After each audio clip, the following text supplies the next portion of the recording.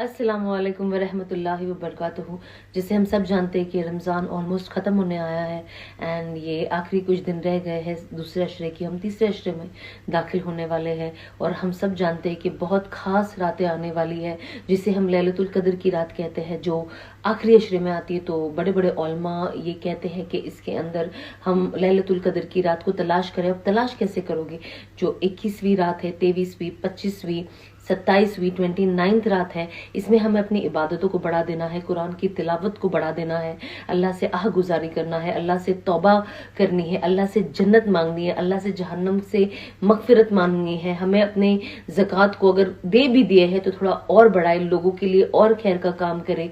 तो ये बहुत इंपॉर्टेंट रातें हैं और हमें कोशिश करना चाहिए कि हम इसे बिल्कुल मिस ना करें। तो आप अपना प्लान अभी बना ले कि आप इन रातों को कैसे गुजारेंगे और कैसी इबादतें करेंगे। अस्सलामु अलैकुम वरहमतुल्लाहि वबरकातुहू।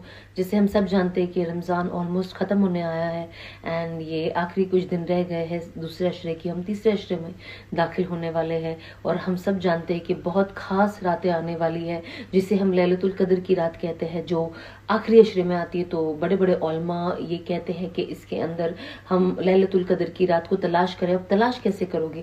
जो 21वीं रात है, 23वीं, 25वीं, 27वीं, 29th रात है, इसमें हमें अपनी इबादतों को बढ़ा देना है, कुरान की तिलावत को बढ़ा देना है, अल्लाह से आह गुजारी करना है, अल्लाह से तौबा करनी है, अल्लाह से जन्नत मांगनी है, अल्लाह से जहन्नम से मगफिरत मांगनी है। हमें अपने ज़कात को अगर दे भी दिए है तो थोड़ा और बढ़ाए, लोगों के लिए और खैर का काम करे। तो ये बहुत इंपॉर्टेंट रातें हैं और हमें कोशिश करना चाहिए कि हम इसे बिल्कुल मिस ना करें। तो आप अपना प्लान अभी बना ले कि आप इन रातों को कैसे गुजारेंगे और कैसी इबादतें करेंगे।